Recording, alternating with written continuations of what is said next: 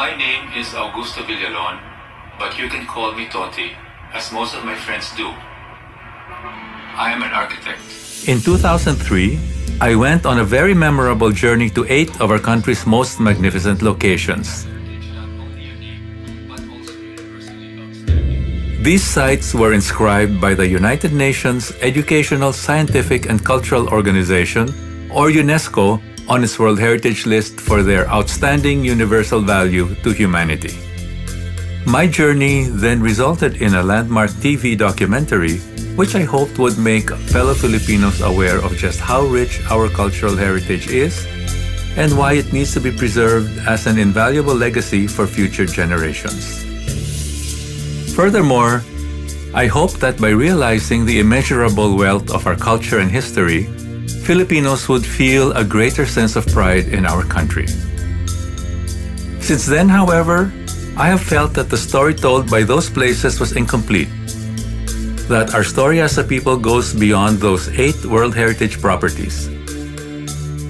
I therefore wanted to learn more, to go into our origins, to discover what makes us so unique among the nations of the world, and to find our identity. In this series, I intend to visit many other places that, although not considered World Heritage Sites, speak just as eloquently about our history and who we are as a people. Most of these sites, and the objects associated with them, have been given due recognition by our national government because of their cultural and historical significance. These places and objects are what make up our rich cultural heritage. Right across the Rizal Monument is Kilometer Zero. This is where our journey to our country's past begins. Once again, I invite you to join me as I try to retell our history like never before, through what I consider to be our real national treasures.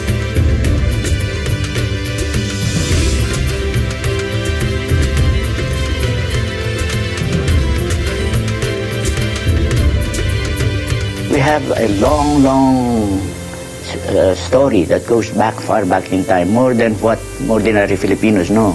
Well, there's an urgent need to rewrite our own history. The Philippines is in fact a treasure trove of cultural discovery. Filipino culture is the wellspring of national and global well-being.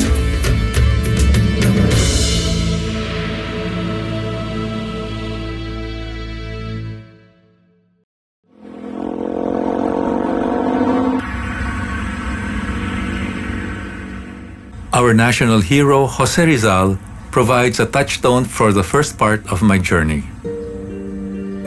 Rizal wrote that despite Spanish colonizers claiming that our history began with their conquest, we Indios were heirs to a long and proud history long before the coming of Magellan in 1521. This book by Rizal may not be as well known as the Noli or the Fili, but it makes for fascinating reading. In the first episode of our series, I am going to find out if Rizal was right when he annotated this book written by a Spaniard, Antonio de Morga. I begin with my dear friend Gemma Cruz Araneta. Aside from her many accolades as a passionate advocate of heritage conservation, she also happens to be related to our national hero. Well, Jose Rizal was my great-grand-uncle. And my connection to the Rizal family is through his sister, Maria Rizal, his ate. Gemma, I have seen the Rizal annotations to the Morga book, Suceso de las Islas Filipinas. Why do you think he did that? When Rizal found that book in the British Museum and started reading it, he felt that he had to annotate it because there were so many, what he felt, denigrating and demeaning things that Antonio de Morga wrote. He probably felt that he could not leave this uncorrected for posterity. And you know, he was writing the El Filibusterismo at that time, but he put this aside. So he could spend time in the British Museum. I think he spent 3 months just to annotate by hand, by hand.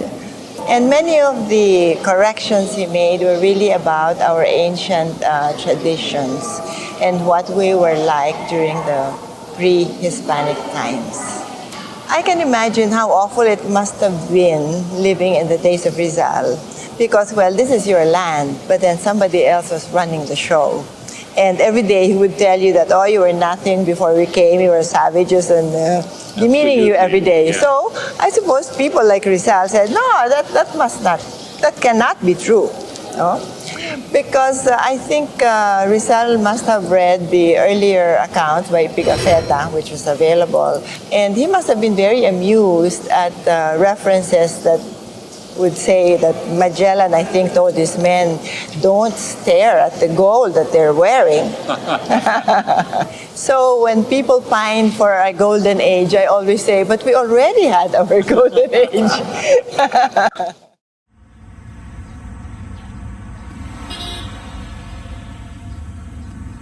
Like Rizal, I believe that archaeology is our link to Philippine prehistory.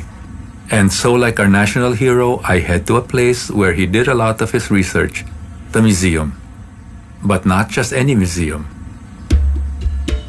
The National Museum is a place of great historical significance.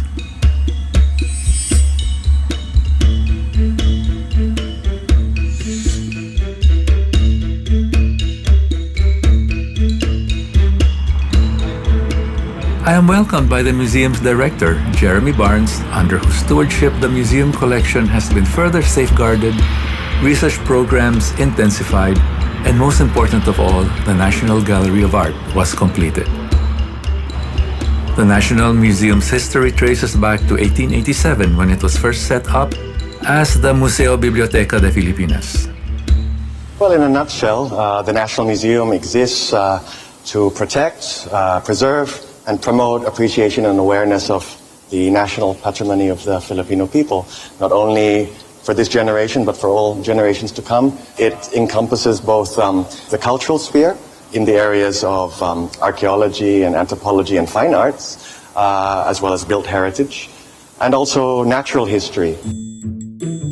The museum is very active in research. We are mandated to do fieldwork of all kinds, archaeological excavations, documentation of the practices and customs of indigenous peoples, and the collecting of specimens of plants and animals and rocks and minerals.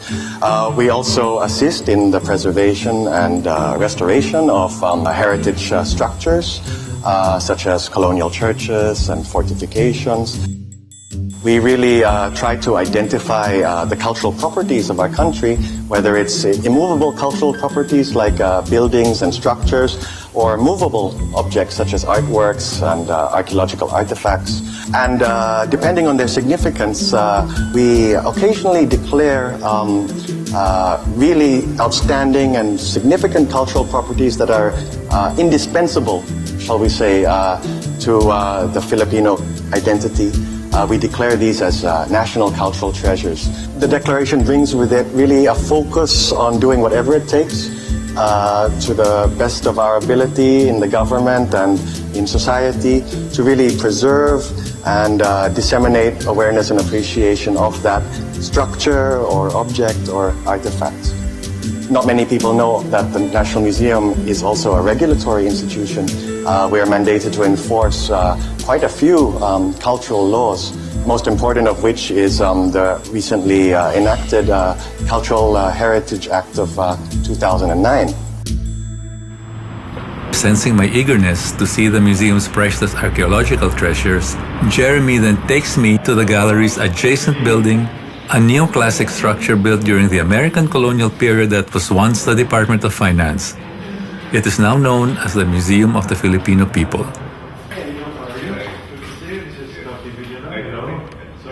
Angel Bautista now takes over as my guide. Thanks for everything. Thanks. Great to have you.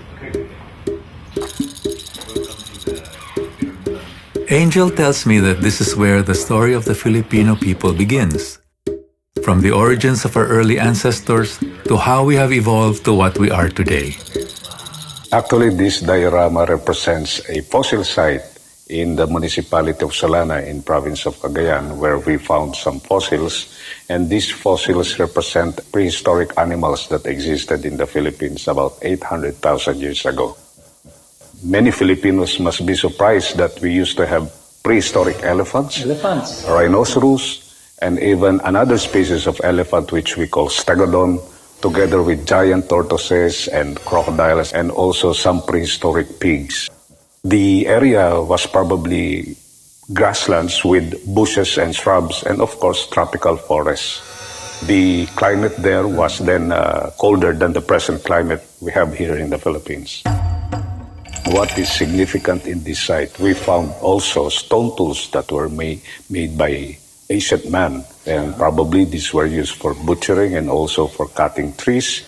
These stone tools represent the earliest form of human presence in the Philippines. So this site is very important as far as the origin of Filipinos is concerned.